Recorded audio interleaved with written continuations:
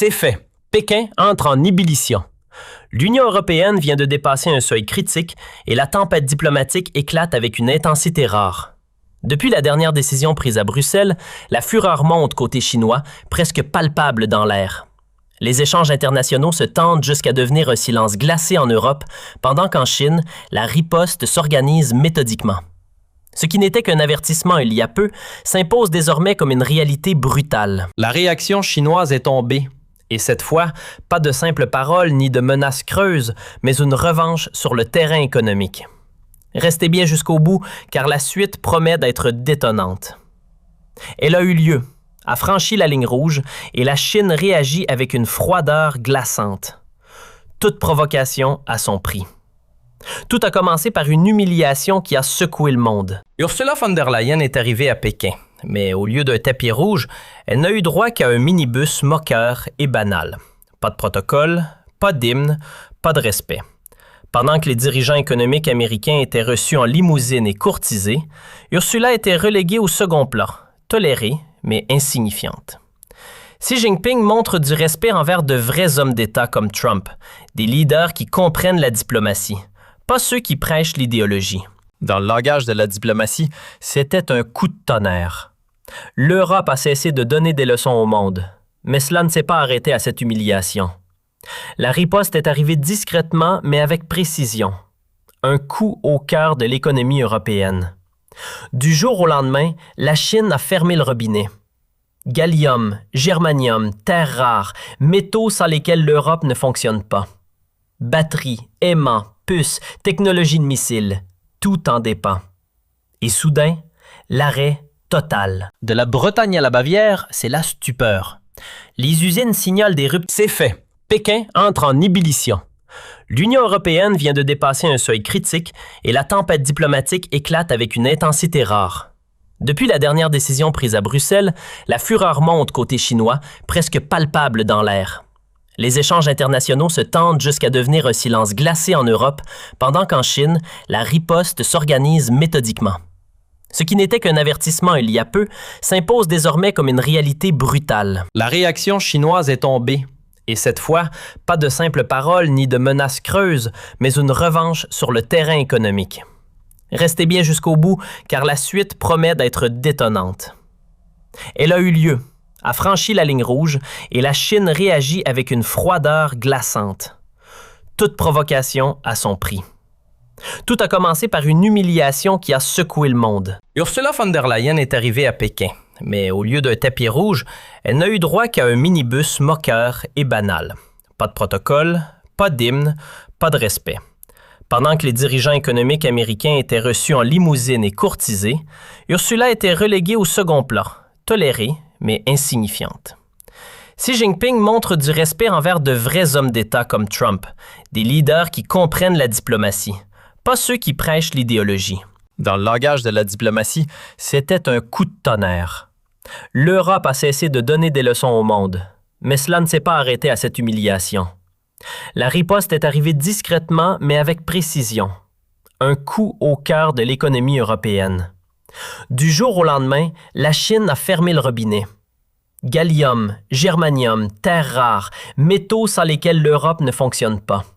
Batteries, aimants, puces, technologie de missiles, tout en dépend. Et soudain, l'arrêt total. De la Bretagne à la Bavière, c'est la stupeur.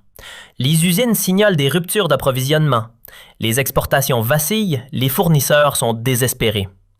Ursula parle soudain d'économie circulaire, de recyclage, de nouveaux partenariats au Kazakhstan et au Canada.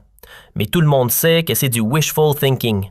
La Chine contrôle plus de 70% de la production mondiale et presque 100% de la transformation. Celui qui croit pouvoir diversifier cela en quelques mois croit aussi que les éoliennes produisent de l'électricité la nuit. Mais ce n'était que la première vague. La seconde a frappé avec une violence totale et a touché la France en plein cœur. Le gouvernement néerlandais, sous pression de Bruxelles, a saisi l'entreprise chinoise de semi-conducteurs Nexperia, soi-disant pour des raisons de sécurité. Un bluff géopolitique qui s'est révélé être un boomerang. Pékin a réagi en quelques heures. Arrêt des exportations de puces Nexperia. Les conséquences? Arrêt de production chez Renault, Airbus, Thales. À Toulouse, les signaux d'alarme clignotent par manque de composants. Pas de puces, pas d'avion. Pas d'avion, pas d'exportation. Pas d'exportation, pas de France. Et Bruxelles se tait, comme toujours, quand cela devient sérieux, quand les illusions éclatent et que la réalité écrase l'idéologie comme un train de marchandises. L'Europe parle d'autonomie stratégique, mais en vérité, elle s'est manœuvrée dans une isolation stratégique.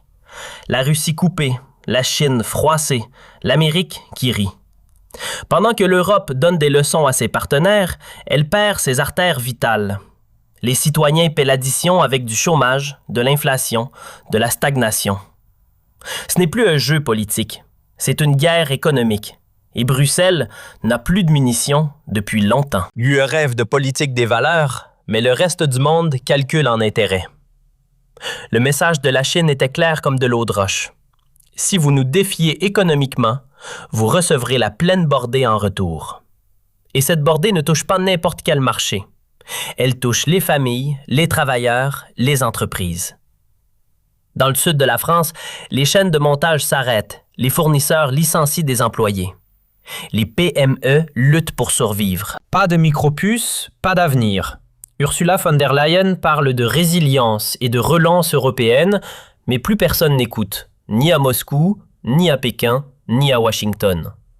L'Europe est devenue une prédicatrice morale que plus personne ne prend au sérieux. Les sanctions contre la Russie n'ont pas affaibli Moscou, mais l'ont renforcé. Les leçons à la Chine n'ont pas déclenché de réformes, mais ont resserré les rangs. Et le partenariat avec les USA est un marché de dupes. L'Amérique vend, l'Europe achète. Pétrole, gaz, armes, GNL à prix premium. Washington fait de la politique avec du calcul. Bruxelles fait de la politique avec des émotions. Pendant que Bruxelles injecte des milliards dans des projets verts prestigieux, les USA construisent de nouvelles aciéries et soutiennent leur industrie. Make America Great Again n'était pas un slogan, c'était une stratégie. Et la Chine observe, apprend, tire les ficelles, non pas avec des chars, mais avec des brevets. Non, pas avec des bombes, mais avec des batteries. L'Europe croit pouvoir se placer moralement au-dessus de la Chine, mais l'idéologie ne remplace pas une chaîne d'approvisionnement. À Bruxelles, on s'accroche à des concepts comme l'Open Strategic Autonomy, parce que l'on a perdu le contrôle depuis longtemps. La Chine joue aux échecs, l'Europe joue à la maternelle. L'UE voulait isoler la Russie et s'est isolée elle-même. La Chine exploite ce vide. Elle livre à la Russie par des détours via le Kirghizistan, le Kazakhstan, l'Ouzbékistan. Les exportations de machines du Kirghizistan vers la Russie ont augmenté de 41 000 %. Un hasard? Non, c'est de la guerre économique dans l'ombre. Pékin a créé un réseau, la Belt and Road Initiative, route, port, ligne de chemin de fer de la Chine à Moscou. Un contournement logistique autour de l'Europe. Ce système repose sur 3 principes: durabilité, déniabilité, double bénéfice. Durabilité, car cette infrastructure est conçue pour des décennies, robuste et bétonnée. Déniabilité, car tout est masqué. Les marchandises sont réétiquetées, les entreprises servent de couverture, les paiements passent par des États tiers. Double bénéfice, la Chine approvisionne la Russie tout en testant comment contourner les sanctions. C'est une préparation pour le jour J, le jour où la Chine elle-même sera sanctionnée, par exemple en cas de conflit sur Taïwan. Alors Pékin sera prêt. La France, en revanche, serait sans défense.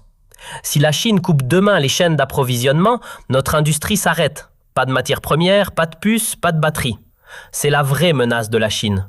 Nous pouvons éteindre votre économie en 24 heures. Et pendant que Bruxelles parle d'exporter la démocratie, la Chine exporte le pouvoir. Emmanuel Macron se tient comme un capitaine sur un navire en feu dont l'équipage préfère débattre de la chanson que l'orchestre doit jouer. Il parle de compétitivité, mais il sait que Bruxelles ne permet pas de véritables réformes. Sa politique étrangère guidée par les valeurs n'est rien d'autre qu'un vol à l'aveugle vers la catastrophe. Nous nous étranglons avec des sanctions tandis que la Chine et la Russie forgent de nouvelles alliances. L'Europe et la France perdent leur énergie, leur industrie et leur avenir. Tout cela au nom d'une politique qui ne protège plus rien, sauf l'ego de Bruxelles. Pendant que la Chine a sécurisé ses chaînes d'approvisionnement via l'Asie centrale, la France se débat avec la bureaucratie, les taxes CO2 et l'idéologie. Chaque dollar qui passe par Bichkek vers Moscou est une leçon pour la Chine. C'est comme cela que l'on survit aux sanctions occidentales. Et pendant que Pékin apprend à nous contourner, Paris perd toute influence. L'Europe fait face à la plus grande épreuve depuis la guerre froide. Mais cette fois, la menace ne vient pas avec des missiles, mais avec des livraisons de matières premières qui s'arrêtent simplement. Le pouvoir de la Chine n'est pas bruyant. Il est silencieux, économique, inarrêtable. Et Bruxelles trébuche de sommet en sommet, parle de neutralité climatique en 2050, tandis que la réalité hurle déjà en 2025. Une politique patriote intelligente agirait autrement. Elle miserait sur le réalisme plutôt que sur la morale. Elle reconnaîtrait que le commerce n'est pas un crime, mais une arme de la diplomatie. Elle dirait « Nous avons besoin de la Chine, mais la Chine a aussi besoin de nous ». Un changement par le commerce 2.0.